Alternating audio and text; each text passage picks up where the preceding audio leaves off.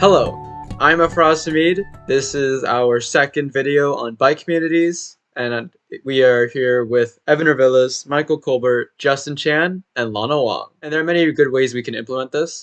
For one, there could be convenient bike lanes that we can implement.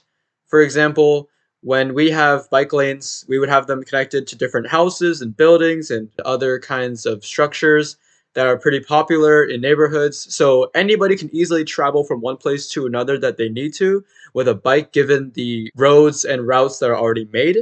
In addition, this incentivizes people who don't use gas-powered vehicles to help slow the spread of global warming and help fight against that.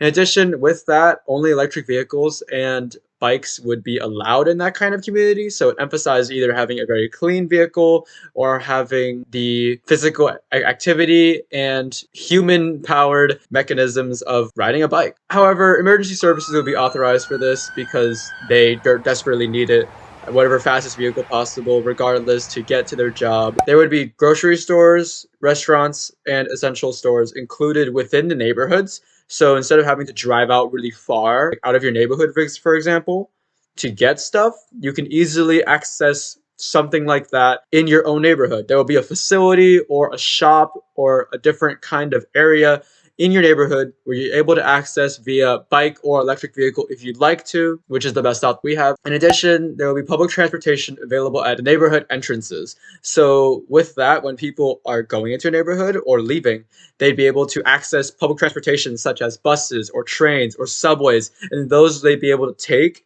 to properly minimize the effect of gases and fossil fuels that are being used, because public transportation is using the one whole structure to transport more and more people, and the more people that are on transportation, the more the transportation is being optimized and less that people have to individually drive their own vehicles. In addition, if you have an electric vehicle, charging stations are free. So that's the really exciting part if you have an electric vehicle. Now, these are the incentives. So we have, for example, coupons, scholarships, and raffle prizes. These are kind of like the financial incentives for people to contribute to this kind of community, and hence they get monetary benefits or chances to get cash for it. So that's always a good incentive to have. In addition, we have another one that is a potential government incentive that we would be working with those kinds of officials to implement, but a tax credit program could be used to have lower taxes or reduce taxes on people who follow the guidelines of a healthier biking community. We'd be able to use the bike community for a safer and healthier kind of system. It would definitely be needed to incentivize them with some government funding for them, especially because since we would do that kind of bike community, there will be less money needed to stop global warming because we're already doing it on a day-to-day basis. So there will be more funds to be available for those people that follow the guidelines. Now, there are pros and cons of bike communities. We'll start off with the cons, actually. So one of the main things is that they're inconvenient for visitors and it's time consuming. After all, you can easily drive in a car to a place that's 15-minute bike ride, maybe in like 5 minutes. Not that much, and it saves you a lot more time and it's much easier. So you don't need as much commitment and effort. It's definitely the most convenient way for the individual themselves. Now, there are the pros, which we try to support in this bike community. There are reduced carbon emissions to support the fight against global warming. You have a healthier lifestyle. Humans are more active and they have their blood pumping and they feel better about it.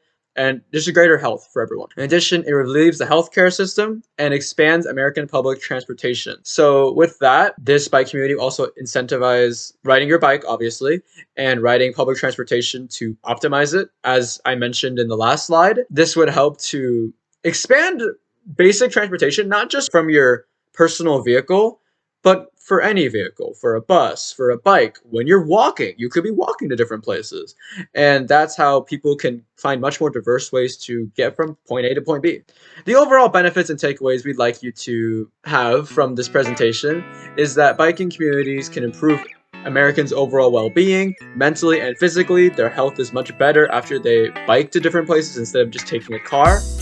Although, yes, the idea is a bit far-fetched and there are some holes in it. We completely understand. These are issues that we can work around and it's for a much better cause. Subsequently, we can do a lot more with this kind of community being implemented in our society, and it would have much more benefit than the struggle it'll take to make it happen. However, everything starts with educating people about the issue. And that's what you're doing when you're watching this video. Thank you so much for watching, and we hope you have a great rest of your day.